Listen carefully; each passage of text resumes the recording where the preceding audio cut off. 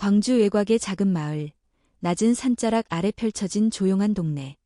이은정은 부엌 창문을 열어 아침 햇살을 맞으며 식빵을 굽고 있었다. 따뜻한 냄새가 집안을 채웠고 거실에서 작은 발소리가 들려왔다. 엄마, 나 어린이집 가야지. 5살 한지우는 공룡 무늬가 그려진 잠옷을 입은 채 뛰어와 엄마의 다리를 꼭 안았다. 이은정은 미소 지으며 아이의 머리를 쓰다듬었다. 그래, 우리 지훈이 오늘도 씩씩하게 가야지. 아침밥은 먹고 가야 해. 식탁 위엔 달걀 프라이와 김, 된장국, 따끈한 밥이 놓여 있었다. 남편 한석우는 셔츠를 단정히 입으며 출근 준비를 하고 있었다. 그는 서둘러 시계를 확인하며 말했다. 지훈이 가방 챙겼지? 오늘 체험학습 있다고 하던데. 응. 공룡 박물관 가는 날이야. 지훈은 양팔을 번쩍 들며 기뻐했다. 가방은 지훈의 몸보다 컸지만 그는 마치 중요한 임무를 맡은 군인처럼 당당히 짊어졌다. 현관문을 열고 나오자 노란 어린이집 버스가 골목 끝에 천천히 다가오고 있었다. 이은정은 손을 흔들며 말했다. 지훈아, 오늘도 즐겁게 놀다 와. 서구도 현관 앞으로 나와 인사했다. 아빠가 오늘 저녁엔 일찍 올게. 다녀와, 아들. 지훈은 해맑은 미소를 지으며 버스에 올라탔다. 버스 안에서는 뽀로로 노래가 흘러나오고 아이들의 웃음소리가 가득했다. 그날은 평범하게 흘러갔다. 점심에는 삼계탕을 먹고 오후엔 선생님과 함께 공룡뼈를 보고 공작 시간에는 공룡 모형을 만들었다. 집으로 돌아온 지훈은 피곤한 듯 꾸벅꾸벅 졸았지만 평소와 다름없었다. 이은정은 그날 밤 아이를 목욕시키다 문득 이상한 점을 느꼈다. 평소보다 지훈의 배가 조금 더 볼록해 보였던 것이다. 뱃속에 가스가 찬 건가? 그녀는 가볍게 배를 눌러보았다. 지훈아, 배 아파. 아니, 안 아파. 지훈은 별다른 반응 없이 물장난에 열중하고 있었다. 이은정은 대수롭지 않게 넘기기로 했다. 아이가 자라면 먹는 양도 늘고 배가 부를 수도 있겠지. 그러나 며칠이 지나자 이은정은 점점 불안해졌다. 지훈의 배는 확실히 더 부풀어 있었다. 그저 통통한 게 아니었다. 단단하고 눈에 띄게 볼록했다. 그녀는 남편에게 말했다. 여보, 지훈이 배 좀 이상하지 않아? 며칠 전보다 더 나왔어. 서구는 아이의 배를 살펴보며 고개를 갸우뚱했다. 글쎄, 조금 그런 것 같기도 하고 요즘 많이 먹어서 그런 거 아닐까? 그런데 단단해. 그냥 살이 아니야. 가끔 트림도 많이 하고 뭔가 이상해. 그날 밤 이은정은 인터넷을 뒤적이며 증상을 검색했다. 가스, 변비, 장염. 여러 가능성이 나왔지만 어떤 것도 확신할 수 없었다. 결국 다음 날 이은정은 지훈을 데리고 동네 소아과를 찾았다. 의사는 청진기를 대고 배를 눌러보더니 말했다. 소화가 좀 더디거나 가스가 찬 걸 수도 있어요. 일단 소화제와 유산균 처방해 드릴게요. 지켜보시죠. 그러나 이은정의 불안은 가라앉지 않았다. 약을 먹인 후 이틀이 지나도 지훈의 배는 전혀 줄어들지 않았다. 오히려 더 단단해졌고 걸을 때 약간 뒤로 젖혀 걷는 모습도 보였다. 어린이집 선생님에게 전화가 왔다. 그녀는 조심스럽게 말했다. 어머니, 죄송하지만 지훈이 배가 임산부처럼 보여요. 다른 아이들이 궁금해하고 지훈이도 민감해하는 것 같아요. 그 말을 들은 이은정은 순간 멍해졌다. 5살 아이의 배가 임산부처럼 보인다니. 아이의 심리적 충격도 걱정되었다. 그날 밤 지훈이 이불 속에서 말했다.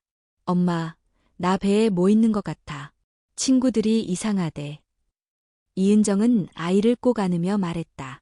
우리 내일 큰 병원 가보자. 아무 일도 아닐 거야. 엄마랑 아빠가 지훈 곁에 있을 거니까 걱정하지 마. 그녀는 이미 다음 날 오전 서울의 대형 아동병원에 예약을 넣어두었다. 한밤중 모두가 잠든 뒤에도 이은정은 잠을 이루지 못했다. 식탁 위에는 병원에서 받은 약 봉지가 그대로 놓여 있었고 그 옆에는 지훈이 만든 공룡 모형이 조용히 누워 있었다. 그녀는 마음속 깊은 곳에서 자꾸만 떠오르는 불길한 생각을 애써 지우려 했다.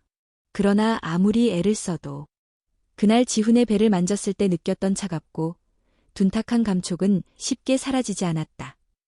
서울아동병원은 주말 아침부터 붐볐다. 각과 진료실 앞에는 보호자들이 진료 접수를 마치고 차례를 기다리고 있었다. 이은정은 지훈의 손을 꼭 잡고 앉아 있었다. 아이는 평소처럼 장난감 자동차를 들고 놀고 있었지만 그녀의 손에는 땀이 맺혀 있었다. 한지훈 보호자분, 소아내과 3번 진료실로 들어오세요. 그들의 이름이 호출되었고 부부는 조심스레 진료실로 들어갔다. 진료실 안에는 온화한 인상의 중년 남성, 최민식 교수와 간호사가 있었다. 어서 오세요. 지훈이죠? 네, 교수님. 아이 배가 계속 부풀어서요. 최 교수는 아이의 배를 손으로 눌러보고 청진기를 대며 조심스럽게 관찰했다. 몇 번의 짧은 질문 후 그는 고개를 살짝 갸웃했다. 겉으로 보기에는 염증이나 급성장 질환은 아닌 것 같습니다. 복부가 전체적으로 단단하고 비대칭적으로 볼록해 보이네요. 가스로 인한 팽창이라고 하기엔 이상하군요. 그 말에 이은정의 얼굴이 창백해졌다. 교수는 간호사에게 지시했다. 초음파랑 복부 엑스레이 촬영 먼저 진행합시다. 필요한 경우 CT도 고려하고요. 검사는 곧바로 진행되었다. 지훈은 낯선 기계음과 차가운 젤리, 하얀 조명 아래에서 몸을 조금씩 떨었다. 그러나 울지 않았다. 그저 어리둥절한 눈으로 엄마를 바라볼 뿐이었다. 엄마, 왜 사진 찍어? 지훈이 배 안을 살펴보는 거야. 조금만 참자. 금방 끝나. 검사가 끝나고 부부는 진료실로 다시 돌아왔다.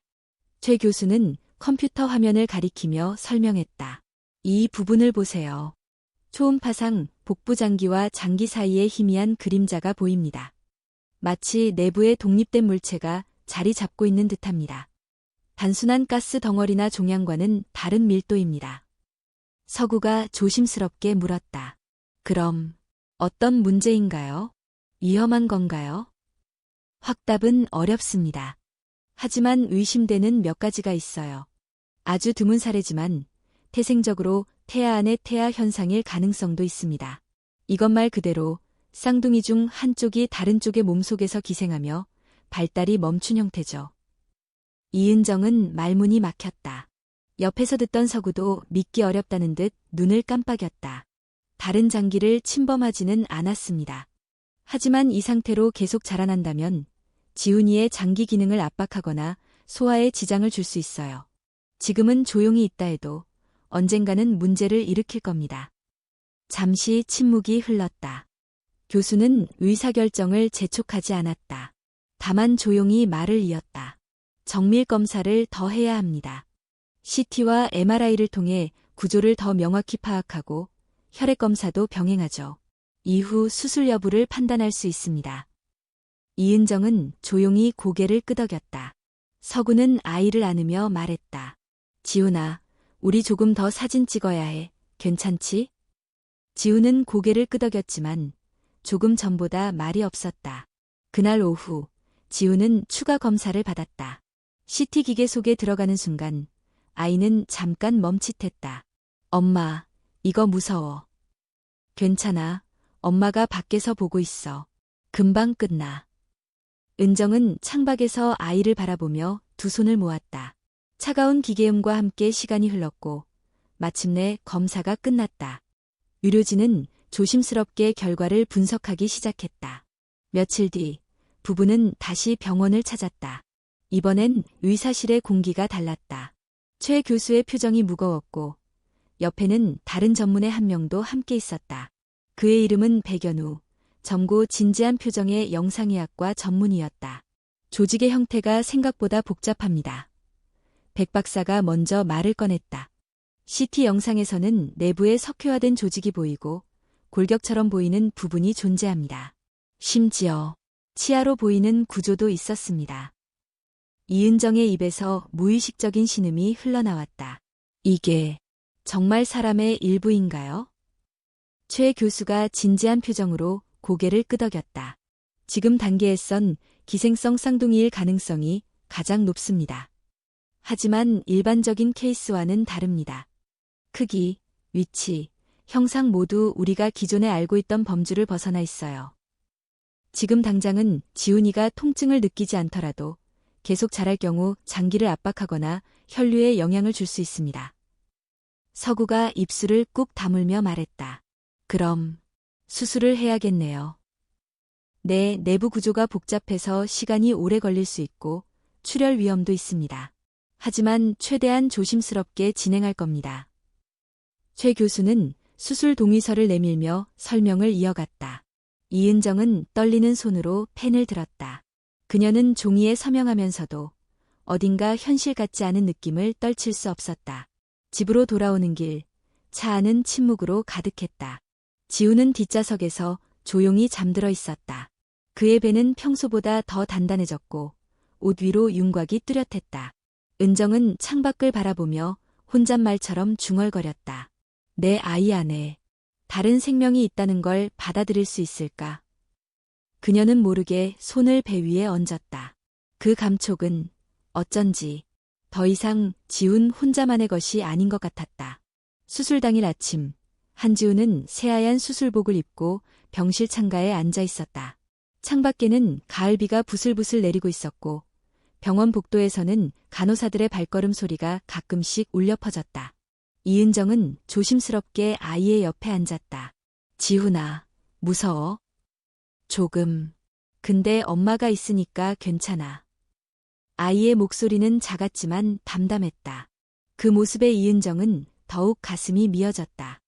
아무것도 모르는 5살 아이가 자신의 배 안에 있는 무언가를 떼어내기 위해 곧 긴 수술을 받게 된다는 현실이 여전히 믿기지 않았다. 수술실 앞, 최 교수와 의료진이 대기하고 있었다. 간호사가 이은정과 서구에게 고개를 숙이며 말했다. 이제 들어가야 합니다. 수술은 최소 5시간 이상 걸릴 수 있습니다. 대기실에서 기다려주세요. 이은정은 지훈의 손을 꼭 붙잡고 말했다. 지훈아, 엄마랑 아빠는 바로 밖에 있을 거야. 선생님 말씀 잘 듣고 용감하게 이겨내자. 지훈은 고개를 끄덕이며 대답했다. 응, 엄마. 나 금방 올게. 아이를 수술실 문 안으로 보내는 순간 이은정은 눈물이 왈칵 쏟아졌다. 서구가 그녀의 어깨를 감싸 안으며 말했다. 괜찮을 거야. 믿자. 수술은 곧 시작되었다. 최 교수는 팀과 함께 복부 절개를 조심스럽게 진행했다. 초음파 영상과 CT스캔을 반복해 확인하며 각 장기 사이를 천천히 가르고 관찰했다. 그리고 마침내 그들은 문제의 존재에 도달했다. 여기입니다. 수술 보조가 조심스럽게 말하자 최 교수는 확대경을 통해 그 부위를 바라보았다. 내부에는 야른 막에 둘러싸인 희미하게 맥동하는 조직 덩어리가 있었다. 그것은 한눈에 보기에도 단순한 낭종이나 종양이 아니었다. 골격 구조 확인. 여긴 손가락처럼 보이는 뼈 조각도 있습니다. 한 간호사가 중얼거리듯 말했다. 구조물 사이에는 미세한 혈관이 연결되어 있었고 일부는 지훈의 소장 주변 혈류와 복잡하게 얽혀 있었다. 출혈주에 이 부위는 간 가까워요. 수술실 내부는 긴장으로 가득 찼다. 조직을 절제하고 혈관을 묶고 하나하나 떼어내는 작업이 계속되었다. 그 가운데 누구보다 집중하고 있는 최 교수의 이마에는 땀이 맺혀 있었다. 여기 치아 확인. 유치 형태. 아니, 구조는 성인의 그것과 유사합니다. 의료진은 할 말을 잃었다. 이 덩어리는 말 그대로 퇴화된 인간 형태의 잔해처럼 보였다. 하지만 완전히 죽은 조직으로 보이지는 않았다. 그 안에서 미세한 맥동이 여전히 느껴졌기 때문이다. 이건 설명이 어렵습니다. 그냥 기생쌍둥이라고 하기엔. 최 교수는 순간 말을 멈추었다. 그는 의료 영상에서 봤던 것과 실제 눈앞의 광경이 다르다는 걸 인지하고 있었다. 수술은 결국 8시간 반 만에 종료되었다. 의료진은 탈진한 채 각자의 위치를 정리했고 떼어낸 조직은 바로 병리학센터로 이송되었다. 지훈은 중환자실로 옮겨졌다. 아직 마취에서 완전히 깨지 않았지만 안정된 상태였다. 이은정과 서구는 의사로부터 수술 성공 소식을 들었지만 안도감보다는 충격이 더 컸다. 말씀드리기 조심스럽습니다만 이건 의학 교과서에서도 보기 힘든 사례입니다. 조직의 일부는 확실히 인간의 세포 구조와 유사했고 치아나 골격 구조가 있는 걸로 보아 단순한 종양은 아닙니다. 조직 검사가 끝나봐야 알 수 있겠지만 정체불명의 생명 조직이라는 말 외엔 설명이 어렵습니다. 그럼 살아있었던 건가요? 생물학적 반응은 있었지만 자율적인 의식이나 뇌 기능은 없었습니다. 다만 이상하게도 분명한 박동이 있었습니다. 그것이 뇌파인지 단순한 세포의 진동인지 구분이 어려운 상태입니다. 이은정은 말을 잃었다. 그녀의 머릿속에는 지훈이 그린 그림이 떠올랐다. 배 안에 자신과 똑같이 생긴 아이가 갇혀 있다는 그림. 그리고 그 아이가 형, 나 혼자 남지마라고 말하는 듯한 표정. 그날 밤 병실에서는 아무 일도 일어나지 않았다. 지훈은 평온히 잠들어 있었고 의료진은 교대로 아이의 상태를 확인했다. 하지만 새벽 3시 병실 안이 조용한 가운데 이은정은 무언가 이상한 소리를 들었다. 지훈이 잠든 채 조용히 중얼거리고 있었다. 가지마. 여기 있자. 같이 있어줘. 그 목소리는 아이의 목소리 같았지만 어딘지 모르게 낮고 낯설었다. 이은정은 숨을 죽이고 아이의 얼굴을 들여다봤다. 지훈은 땀을 흘리며 눈을 감은 채 얼굴을 찡그리고 있었다. 그녀는 아이의 손을 잡고 조용히 속삭였다. 엄마 여기 있어. 괜찮아. 아무것도 널 데려가지 않을 거야. 그러나 그녀조차 확신할 수 없었다. 그 아무것도가 정말 아무것도 아닌 것인지 아니면 이미 한번 그 아이 안에 있었던 무언가인지. 지훈의 수술이 끝난 지 일주일이 지났다. 회복실로 옮겨진 아이는 처음 이틀 동안 말이 없었다. 식사도 잘하지 않았고 눈을 떠도 멍한 표정으로 천장을 바라보는 시간이 많았다. 이은정은 그런 아들을 보며 걱정이 깊어졌다. 교수님, 혹시 후유증인가요? 최 교수는 차트를 들여다보며 고개를 저었다. 육체적 회복은 빠른 편입니다. 장기 손상도 없었고 수술 부위도 잘 아물고 있어요. 다만 그는 말을 잠시 멈췄다. 심리적인 영향은 예측하기 어렵습니다. 아이가 수술 중 무의식 상태에서 느꼈던 불안, 두려움, 혹은 그 전에 이미 가지고 있었던 공포 같은 게 남아있을 수 있습니다. 심리 상담을 받아보는 게 좋을까요? 필요할 수 있습니다. 특히 아이가 계속해서 이상한 말을 하거나 불면이나 악몽을 반복한다면. 그날 밤 지훈은 갑자기 울면서 잠에서 깼다. 이은정은 깜짝 놀라 아이를 안았다. 지훈아, 왜 그래? 무슨 꿈 꿨어? 지훈은 엉엉 울며 대답했다. 배 안에서 또 말했어. 나 찾고 있다고. 나 보고 같이 가자고 했어. 이은정은 등골이 서늘해졌다. 수술로 이미 제거된 그것이 아이의 꿈속에서 다시 나타난 것이다. 그녀는 애써 아이를 달래며 재웠지만 그날 이후로도 지훈은 자주 같은 꿈을 꿨다. 그리고 그가 그린 그림들이 바뀌기 시작했다.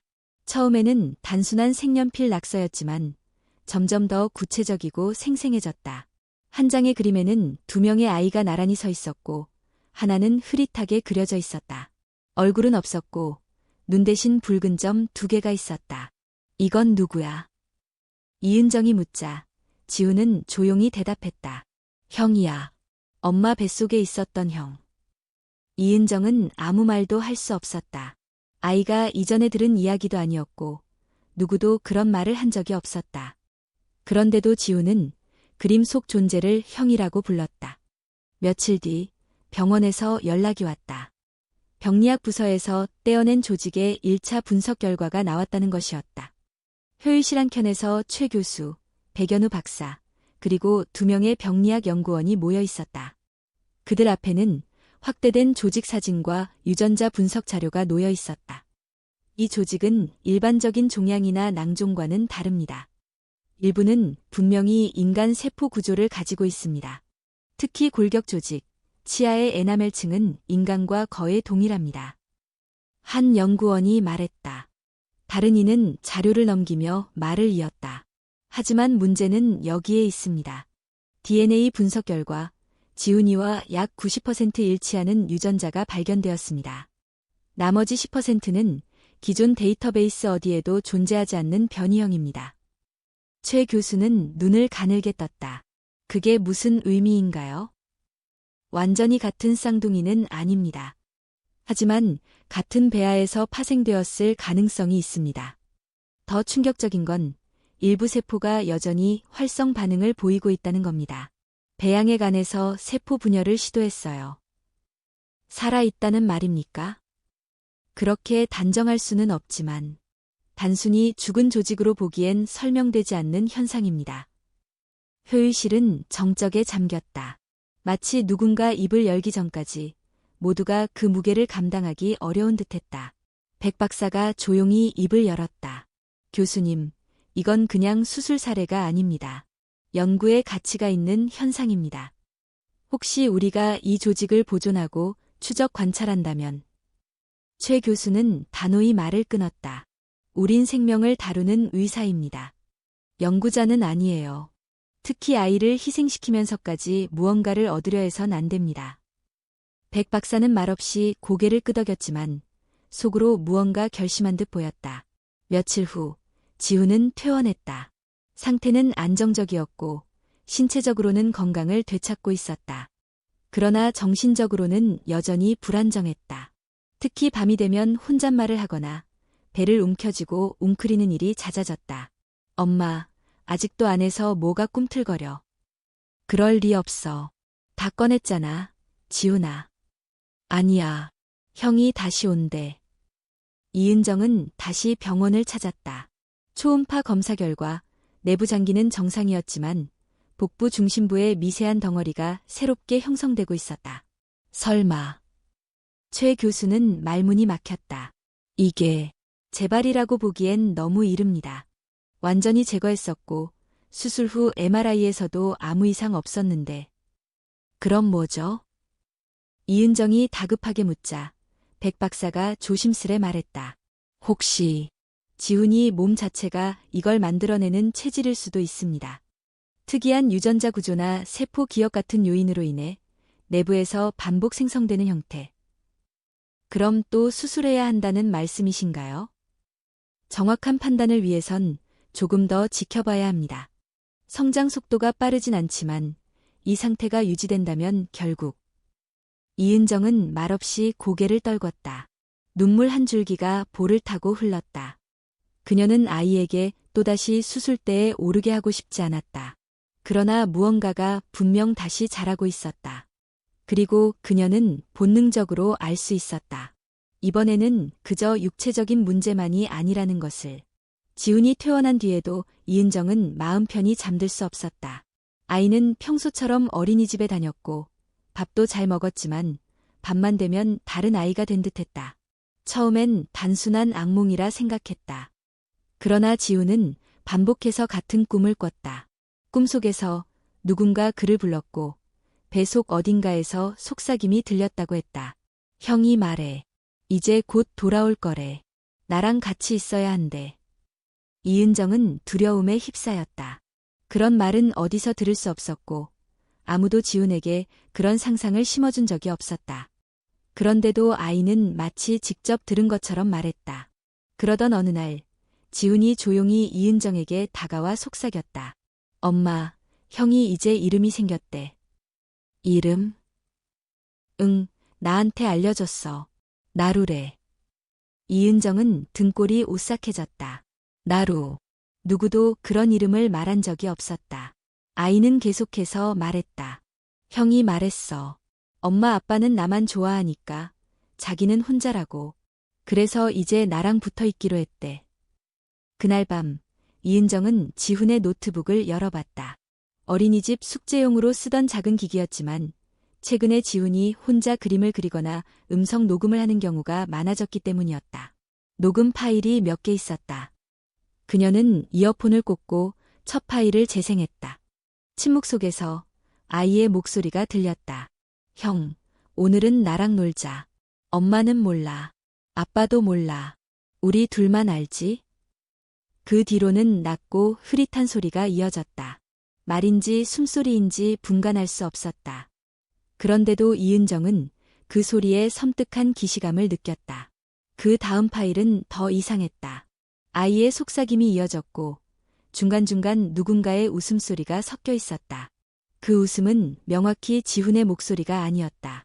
더 깊고 더 낮았다. 다음 날 이은정은 최 교수를 찾아가 모든 이야기를 털어놓았다. 아이가 꿈을 꾸고 이름을 지어주고 속삭임을 들으며 녹음까지 했다는 이야기.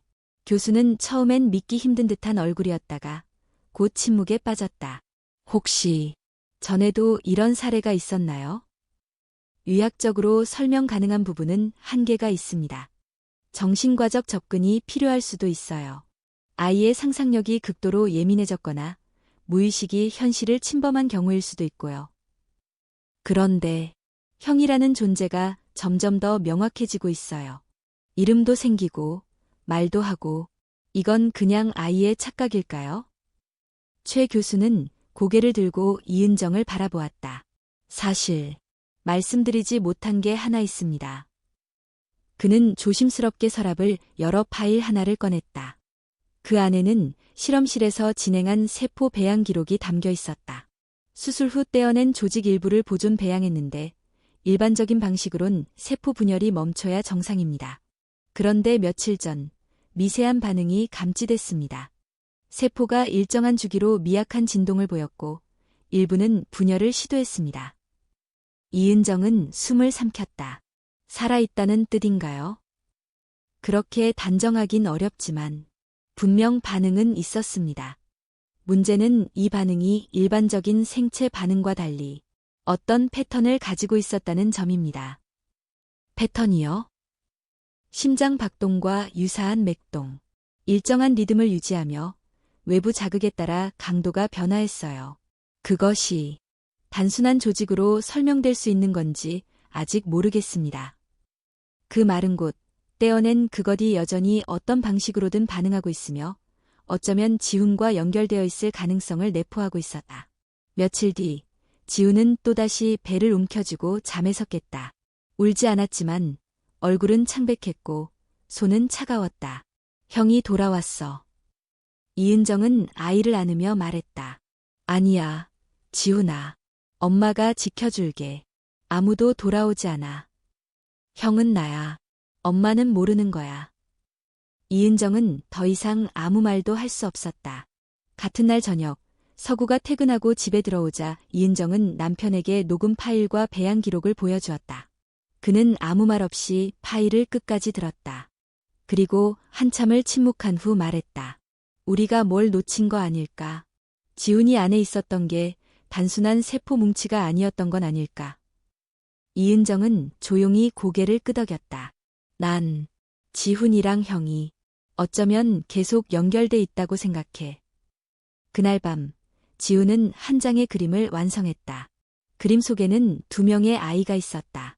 똑같은 얼굴. 한 명은 웃고 있었고 다른 하나는 피눈물을 흘리며 배 안에서 손을 뻗고 있었다. 그림 하단엔 이렇게 쓰여 있었다.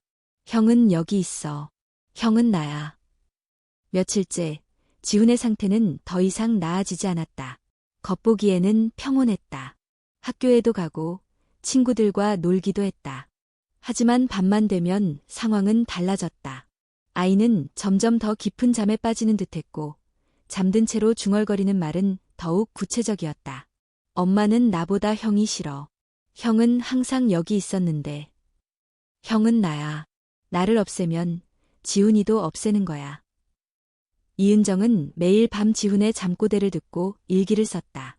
마치 누군가에게 증거를 남기듯. 그녀는 아이가 깨어 있을 때보다 잠든 지훈이 더 낯설게 느껴졌다. 그러던 어느 날 아침부터 지훈이 배를 문지르며 말했다. 엄마, 또 무거워졌어. 안에서 움직이는 것 같아. 이은정은 소름이 돋았다. 손으로 아이의 배를 살며시 눌러보았다. 분명히 이틀 전보다 약간 더 부풀어 있었다. 눈으로 보이지는 않지만 손끝에는 미묘한 팽창이 느껴졌다. 그녀는 바로 병원에 연락했고 최 교수는 아이를 데리고 다시 오라고 했다. 정밀 초음파부터 다시 찍어보겠습니다. 최근 상태를 봐야 하니까요. 의료진은 조심스럽게 장비를 세팅했다. 지우는 조용히 누워 있었고 스크린에는 그의 복부 내부가 실시간으로 나타났다. 그리고 화면 한쪽 구석에서 의료진이 동시에 숨을 멈췄다. 교수님, 여기에 이 그림자 보이시죠? 모니터 중앙에는 희미한 물체가 자리 잡고 있었다. 정확한 형태는 아니었지만 이전과 유사한 덩어리의 윤곽이었다. 이럴 수가. 제거한 위치와 거의 동일한 부위입니다. 최 교수는 화면을 확대하며 고개를 절레절레 흔들었다. 이건 재발이라고 보기엔 너무 빠릅니다. 조직이 남아있었다 해도 이 정도 크기로 자라나는 데는 몇 개월이 걸려야 정상이에요. 그런데 겨우 2주 만에. 백 박사도 옆에서 입술을 깨물며 말을 이었다. 아마 이건 단순한 생물학적 재생이 아닙니다. 이은정 씨 말씀처럼 지훈이 신체 자체가 뭔가를 만들어내고 있을 가능성이 있어요. 특정 세포가 기억하고 그 기억이 구조를 복원하는 것처럼. 최 교수는 더 이상 말을 잇지 못했다. 지금까지의 의학 지식으로는 설명할 수 없는 현상이 눈앞에서 일어나고 있었다. 이은정은 지훈의 손을 잡고 조용히 말했다. 교수님, 다시 수술해야 하나요? 아직은 확답드리기 어렵습니다. 성장 속도는 빠르지 않지만 움직임이나 생체 반응이 나타난다면 그땐. 그날 밤, 이은정은 잠을 이루지 못했다. 병실 한켠에 놓인 CT 필름을 들여다보며 자신이 그토록 외면하고 싶었던 사실을 받아들이려 했었다. 형이라는 존재, 나루라는 이름, 속삭임, 그림자, 그리고 다시 자라나는 덩어리. 모두 우연이 아닌 어쩌면 아주 오래전부터 이어져 온 연결이 아닐까. 그 순간 병실 안이 이상하게 조용해졌다. 모니터의 삐 소리도 외부의 소음도 모두 사라진 듯한 정적. 이은정은 지훈의 침대로 다가갔다. 아이는 눈을 감고 있었고 이불 밖으로 나온 손은 차가웠다. 그런데 손끝이 갑자기 꿈틀했다. 깜짝 놀란 이은정은 아이를 살폈다.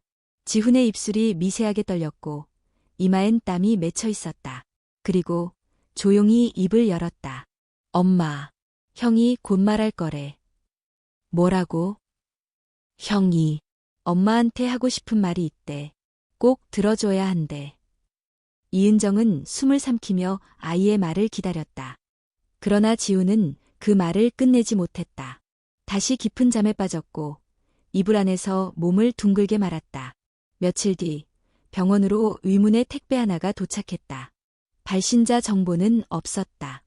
박스 안에는 외국어로 쓰인 논문 복사본과 함께 손으로 적은 메모가 한 장 있었다. 그 존재는 단지 증상이 아닙니다. 하나의 시스템입니다. 자율적이고 반복되는 생성 시스템. 지훈이는 그 숙주일 뿐입니다. 최 교수는 논문을 펼쳤다. 내용은 한 유럽 연구자가 남긴 비공식 보고서였다. 주제는 인간 내부에서 발생한 자가복제 세포체. 모든 데이터는 미확인 실험체에 대한 것이었고 끝에는 이런 문장이 있었다. 조직은 절대 사라지지 않았다. 숙주가 살아있는 한 그 역시 살아있다. 최 교수는 눈을 감았다. 그날 수술실에서 느꼈던 감각이 떠올랐다. 분명히 제거된 덩어리. 그런데 그 안에 별표 맥동 별표는 단순한 생리현상이 아니었다. 그것은 마치 누군가가 기다리고 있다는 신호처럼 보였다. 그날 밤 지훈은 다시 그림을 그렸다. 이번엔 검은 크레용만을 사용해 커다란 배속을 그렸다. 그리고 그 안에 한 아이가 누워 있었다. 검은 눈, 벌어진 입, 그리고 팔을 뻗은 자세. 그림 아래에 쓰인 글고. 엄마, 형이 준비됐대. 한밤중 병실 창밖에는 비가 내리고 있었다. 희미한 조명이 벽을 따라 흐르고 기계음은 일정한 박자로 지훈의 생명신호를 기록하고 있었다. 이은정은 침대 옆간이 침대에 앉아 지훈의 잠든 얼굴을 바라보고 있었다. 그녀의 눈은 충혈되어 있었고 손은 무릎 위에서 계속해서 떨리고 있었다. 오늘 하루 너무 많은 말을 들었고 너무 많은 상상을 했다. 형이 준비됐다는 말, 조직은 사라지지 않았다는 논문, 배 속의 움직임, 다시 자라나는 그림자. 그녀는 조용히 자리에서 일어났다. 침대마 서랍에서 작은 가위를 꺼냈다. 의료용 가위였고 평소엔 붕대나 테이프를 자르기 위해 두었던 것이었다. 손에 쥐자 금속의 차가움이 손끝으로 스며들었다. 이은정은 조심스럽게 이불을 들추었다. 지훈의 배에는 수술 자국이 아직 희미하게 남아있었고 그 주변이 미세하게 불룩해 있었다. 눈으로 보기엔 티나지 않지만 그녀는 매일 만져왔기에 알 수 있었다. 그것은 다시 존재하고 있었다. 가위를 든 손이 떨렸다. 이은정은 몇 번이나 눈을 감고 다시 떴다. 머릿속에서 계속해서 같은 생각이 맴돌았다. 이걸 끝내야 해. 더는 반복하게 두면 안 돼. 미안해. 지훈아. 그녀는 속삭이듯 말했다. 가위 끝이 지훈의 배 위에 앓은 환자복을 스치려는 순간 아이의 손이 움찔움직였다. 그리고 눈을 떴다. 엄마. 이은정은 가위를 떨어뜨렸다. 손끝이 얼어붙은 듯 굳었고 가슴이 쿵 내려앉았다. 엄마, 형이 말했어. 엄마가 다치면 안 된대. 지훈의 말은 어딘가 단호하고 또렷했다. 마치 누군가의 목소리를 빌려 말하는 것처럼 들렸다. 형이 이제 말할 거래. 엄마랑 직접. 이은정은 한 걸음 물러섰다. 숨이 막히는 듯 가슴이 조여왔다. 지훈아, 형이라는 게 뭐야? 그게 누구야? 왜 자꾸 내 배 안에 있는 거야? 지훈은 고개를 천천히 돌려 엄마를 바라보았다. 눈동자는 초점을 잃은 듯했고 그 안에는 평소의 아이가 아닌 다른 존재가 깃든 듯한 느낌이 들었다. 형은 항상 여기 있었어. 나랑 같이. 엄마가 형을 없애려고 하니까 형이 무서운 거야. 그 순간 문이 열리며 서구가 병실 안으로 들어왔다. 그의 얼굴은 잿빛이었고 손에는 무언가 인쇄된 서류들이 들려 있었다. 은정아, 이거 봐. 그가 보여준 것은 최 교수가 정리한 내부 보고서 사본이었다. 그 안에는 다음과 같은 문장이 굵게 표시되어 있었다. 기생 조직과 숙주의 뇌파가 동기화될 가능성 있음. 숙주 아동이 반복적으로 조직과 관련된 언어, 사고, 감각을 경험 중. 이건 단순한 환상이 아니야, 서구가 말했다. 지훈이가 형이라고 부르는 존재. 그게 실제로 지훈의 의식에 영향을 주고 있을지도 몰라. 이은정은 힘없이 앉았다. 눈물이 흘러도 닦지 않았다. 그녀는 너무 오래 버텼고 너무 많은 것을 참아왔다. 그럼 우리가 해야 할 선택은 뭐야? 또 수술. 또 떼어내야 해. 그게 정말 지훈을 위한 일이야?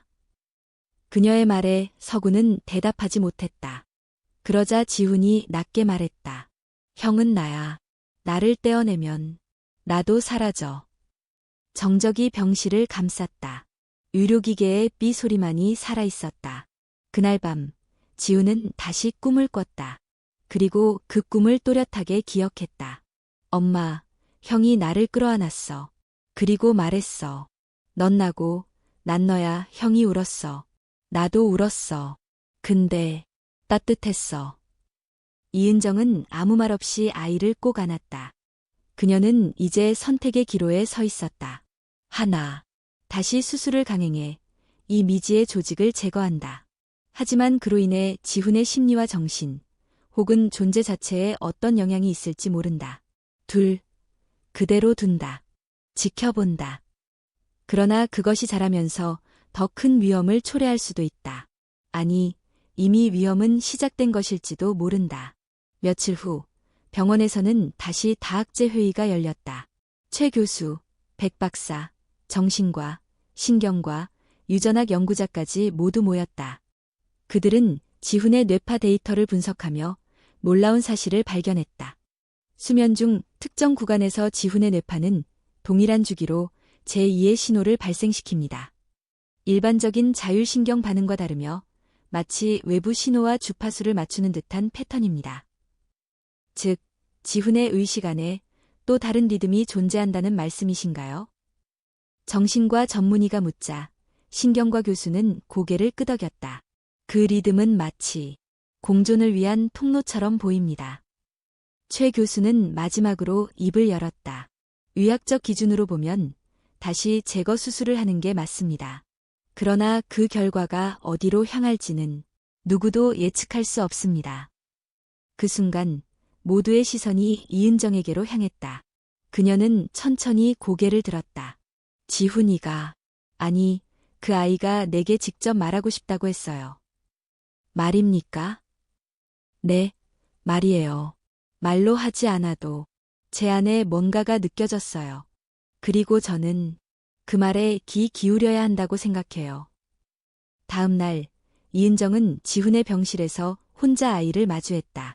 지훈아, 형이 정말 여기 있니? 아이의 눈이 천천히 감겼다. 그리고 낮고 낯선 목소리가 입을 통해 흘러나왔다. 여기 있어요, 엄마. 여기 있어요, 엄마. 지훈의 입에서 나온 그 목소리는 확실히 지훈의 것이 아니었다. 어조가 낮고 또렷했으며 단어의 선택조차 생소했다. 이은정은 몸이 굳은 채 아이를 바라보았다. 그녀는 알고 있었다. 눈앞의 아이는 분명히 자신의 아들이지만 지금 말하고 있는 존재는 지훈이 아니었다. 너는 누구니? 그녀가 떨리는 목소리로 묻자 아이는 천천히 눈을 떴다. 눈동자에는 낯선 깊이가 담겨 있었다. 나는 지훈이에요. 그리고 지훈이 아닌 존재이기도 해요. 내가 형이니? 엄마가 그렇게 부르면 그렇게 불러도 돼요. 이은정은 의자에 털썩 주저앉았다. 벽시계의 초침 소리만이 귓가에 들렸고 병실은 믿기 힘든 침묵으로 가득 찼다. 왜 나타난 거니? 왜 지훈이 안에 있는 거야? 아이의 얼굴에 미소가 어렸다. 하지만 그 미소에는 슬픔과 체념, 무언가 설명할 수 없는 오래된 감정이 함께 섞여 있었다. 처음부터 함께 있었어요. 아무도 보지 못했지만 난 항상 여기 있었어요. 기억하지 못할 뿐이에요. 내가 지훈이의 일부라는 거니? 엄마가 지훈이를 선택했을 때 난 선택받지 못했어요. 하지만 완전히 사라질 수는 없었어요. 그래서 안에 남았어요. 이은정은 숨이 막혔다. 이 말들이 의미하는 바를 그녀는 어렴풋이 느끼고 있었다. 어쩌면 그녀가 임신했을 때부터 이 존재는 함께 있었던 것인지도 모른다. 넌 왜 이제야 말하려는 거니? 이제 너무 커졌어요.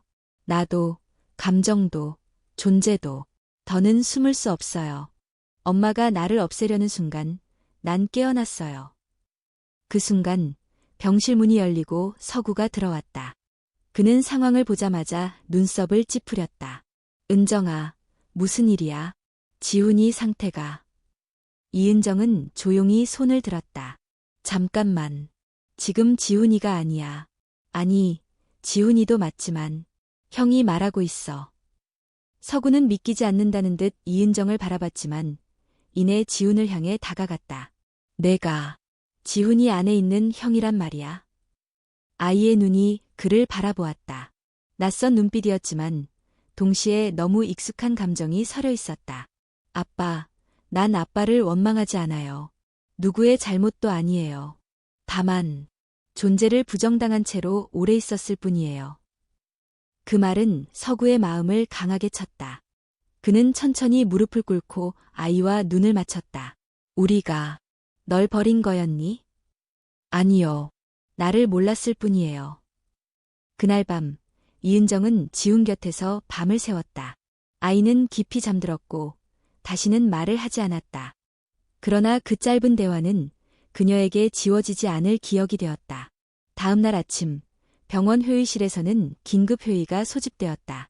최 교수, 백 박사, 그리고 정신과 신경과 윤리위원까지 참석한 회의였다. 이은정은 의료진에게 어젯밤의 모든 일을 설명했다. 처음에는 모두가 당혹스러워했지만 정신과 전문의는 조용히 고개를 끄덕였다. 해리성 정체감 장애 혹은 분열성 의식의 일종일 수 있습니다. 그러나 지금 이 아이가 경험하고 있는 건 단순한 심리 현상 이상의 것입니다. 형이라고 부르는 존재는 단순한 망상이 아닙니다. 오히려 뇌파 패턴과 연결된 하나의 독립된 인격체처럼 보입니다.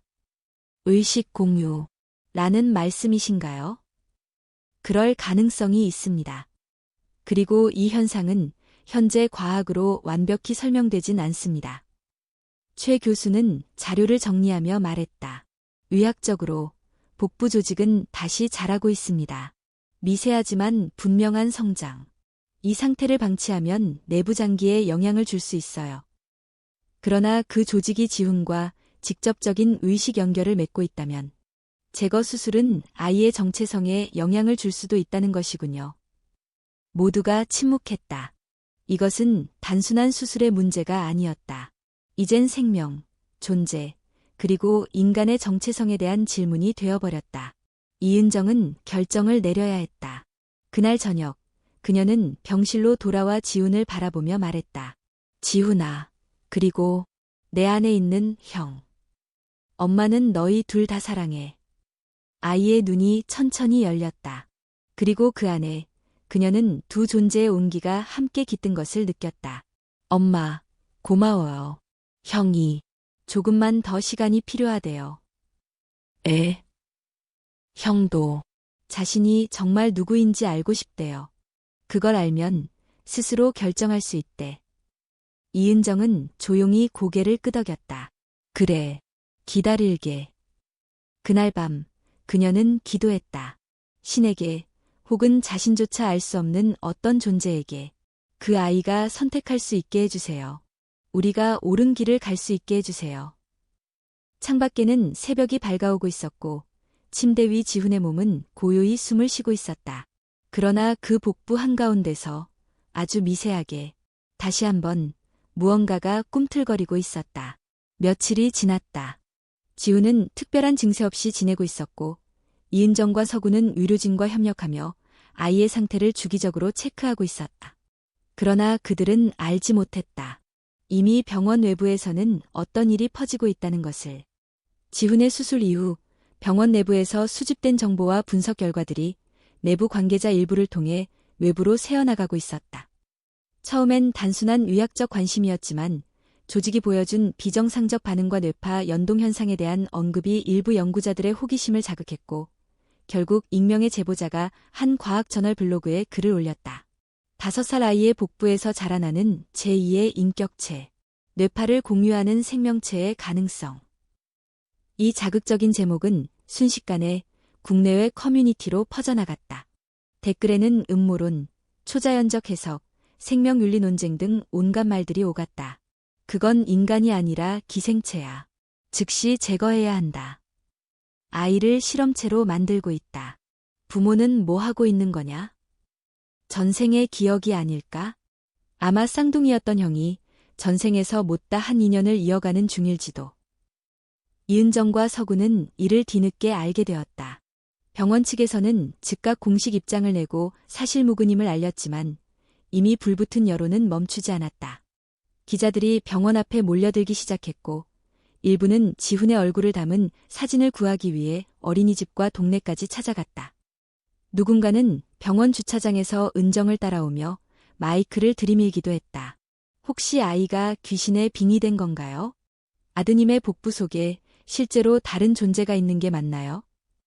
아이의 안전은 어떻게 보장하고 계신가요? 부모로서 아이에게 실험을 허락한 건가요? 이은정은 충격에 빠졌고 서구는 언성을 높이며 기자들을 막아섰다. 결국 병원 측은 보호 차원에서 지훈의 병실을 비공개 구역으로 옮기고 외부 접촉을 모두 차단했다. 하지만 이미 세상은 지훈을 평범한 5살로 보지 않았다. 인터넷에는 그를 2개의 영혼을 가진 아이, 살아있는 실험체, 신의 실수 등으로 묘사하는 게시물이 쏟아졌다. 어느 날 밤 병실 안에서 지훈은 창밖을 가만히 바라보다가 이은정에게 물었다. 엄마, 사람들이 나를 무서워해? 아니야, 지훈아. 그건 사람들이 이해하지 못해서 그런 거야. 그럼 형은 나쁜 거야. 이은정은 잠시 말을 잃었다. 하지만 이내 아이를 안고 조용히 말했다. 아니야, 형은 나쁘지 않아. 아무도 너희를 모를 뿐이야. 며칠 후 병원 윤리위원회와 외부 기관들이 지훈의 사례를 두고 공식 논의를 시작했다. 일부는 의료적으로 더 이상 지켜볼 수 없다고 주장했고 일부는 아이의 인격 보호를 위해 추가 연구와 관찰이 필요하다고 맞섰다. 그러던 중 한 가지 예기치 못한 사건이 일어났다. 심야 근무 중이던 간호사가 지훈의 병실 복도를 지나다가 이상한 소리를 들었다. 아이의 웃음소리 같았지만 동시에 낮고 굵은 웃음이 겹쳐 들렸다고 했다. 그녀는 문틈 사이로 병실 안을 몰래 엿보았다. 침대 위 지훈은 자고 있었고 그의 옆에 있는 의자에 누군가 앉아 있었다. 검은 그림자. 얼굴이 흐릿하게 보였고 존재 자체가 안개처럼 흔들렸다. 간호사는 놀라 비명을 지르며 복도로 뛰쳐나왔다. 의료진이 즉시 병실을 확인했지만 아이는 잠들어 있었고 병실에는 아무도 없었다. 그러나 보안 카메라에는 이상한 영상이 남아 있었다. 지훈의 병실 근처 복도 중앙에 갑자기 전기 신호가 끊기고 카메라가 3초간 노이즈로 번쩍였다. 그리고 다시 복구된 화면엔 아무것도 찍혀 있지 않았다. 최 교수는 CCTV 영상을 보며 얼굴이 굳어졌다. 이건 그냥 오작동이 아닙니다. 그는 이미 수차례 경험한 이 무형의 반응에 대해 느끼고 있었다. 생체적 신호, 정체불명의 맥동, 그리고 무언가 의식과 의지를 지닌 존재. 그날 밤 이은정은 병실 문을 잠그고 조용히 아이 옆에 앉았다. 지훈아. 아니, 너. 내가 있다면 엄마랑 얘기해 줄 수 있을까? 침묵. 그리고 몇 분 뒤 지훈의 입술이 움직였다. 다 알고 있어요. 엄마. 사람들이 날 싫어해도 괜찮아요. 근데 형이 말했어요. 이제 그만 나가야 한대. 무슨 말이니? 형이 더 이상 여기 있으면 나도 사라질 수 있다고 했어요. 이은정은 숨을 멈췄다. 형이 떠날 준비를 하는 거니? 지훈은 고개를 끄덕였다. 형은 나를 살리고 싶대요. 그래서 자기 스스로 사라지겠대. 이은정은 말을 잇지 못했다. 눈물이 쏟아졌다. 아이가, 아니 둘 다, 너무 어린 존재들이 감당하기엔 너무 가혹한 운명이었다. 그녀는 조용히 아이의 손을 잡았다. 그래, 내가, 아니, 너희가 결정한 거라면 엄마는 지켜볼게. 그 순간 병실 조명이 순간적으로 깜빡였다. 지훈은 가슴을 움켜쥐고 고통을 호소했다. 의료진이 달려왔고 응급 체크가 시작되었다. 모니터에는 비정상적인 심박 리듬이 기록되고 있었다. 그리고 지훈의 복부, 그 중심에서 다시 한번 분명히 움직임이 감지되었다. 병실 안은 무거운 공기로 가득했다. 의료기계는 불규칙한 리듬으로 경고음을 내고 있었고 지훈의 몸은 식은땀에 젖어 있었다. 의료진이 응급조치를 시작했지만 원인을 특정하기 어려웠다. 모든 장기 수치는 정상 범주에 있었지만 복부 내부의 움직임은 명백했다. 최 교수는 모니터를 응시하며 말했다. 복부 중심부에 새로운 활동이 포착됩니다. 이전보다 훨씬 더 강하고 자율적인 움직임이에요. 이은정은 지훈의 손을 꼭 잡고 있었다. 아이의 입술은 파랗게 질렸고 미간은 고통으로 일그러져 있었다. 그러나 그는 울지 않았다. 오히려 마치 감내하고 있다는 듯 조용히 숨을 삼키고 있었다. 형이 말했어요. 지금이 마지막이라고. 지훈의 목소리는 가늘고 떨렸다. 그는 눈을 감은 채 말했다. 형이 나한테 남긴 거 꼭 전해달래요. 이은정은 눈물을 삼키며 물었다. 뭘 전해야 하니, 지훈아? 존재를 기억해줘. 엄마가 나를 안아준 것처럼 나도 누군가였다는 걸. 그 말을 끝으로 지훈은 기절하듯 잠에 빠졌다. 그리고 그 순간 의료기계가 다시 정상 리듬을 되찾았다. 복부의 움직임은 사라졌다. 갑작스럽게 찾아온 고요함. 최 교수는 아이의 상태를 점검하며 중얼거렸다. 정지됐습니다. 움직임이 완전히 사라졌어요. 어떤 외과적 조치도 없이. 백 박사는 CT를 다시 촬영했다. 결과는 놀라웠다. 복부 안에 존재하던 덩어리는 완전히 흡수되듯 사라져 있었다. 조직 흔적도 없고 신경이나 혈관 연결도 전혀 남아 있지 않았다. 마치 애초에 없었던 것처럼. 불가능합니다. 아무런 수술도 하지 않았는데 조직이 자연 소멸했다는 건. 하지만 그건 사실이었다. 조직은 사라졌고 아이는 안정기에 들어갔다. 며칠 후 지훈은 평소처럼 눈을 떴다. 이은정이 가장 먼저 물었다. 형은 어디 갔어? 지우는 조용히 대답했다. 형은 이제 내가 됐어. 그는 벽을 바라보다 다시 말을 이었다. 형은 나였고 나는 형이었어. 이제 우리 둘 다 한 사람이 됐어. 이은정은 그 말의 의미를 완전히 이해할 수는 없었지만 뭔가 깊고도 결정적인 변화가 일어났다는 걸 직감했다. 그날 이후 지우는 더 이상 악몽을 꾸지 않았다. 배도 더는 불러오지 않았고 복부를 만져도 아무 감각이 없었다. 그는 평범한 아이처럼 행동했고 부모와 함께 병원을 나와 일상으로 돌아갔다. 그러나 평범한 것처럼 보이는 그 뒤에는 여전히 설명되지 않은 의문들이 남아 있었다. 최 교수는 모든 의료 기록을 정리해 국제학회에 비공개 논문으로 제출했다. 기억하는 조직, 동기화된 의식, 자연 소멸한 기생체에 대한 보고, 그는 논문 말미에 이렇게 썼다. 이 사건은 생명이라는 단어에 새로운 질문을 던진다. 우리는 지금까지 존재를 육체적 실체로만 여겨왔지만 어쩌면 그것은 기억과 감정, 선택의 총합일지도 모른다.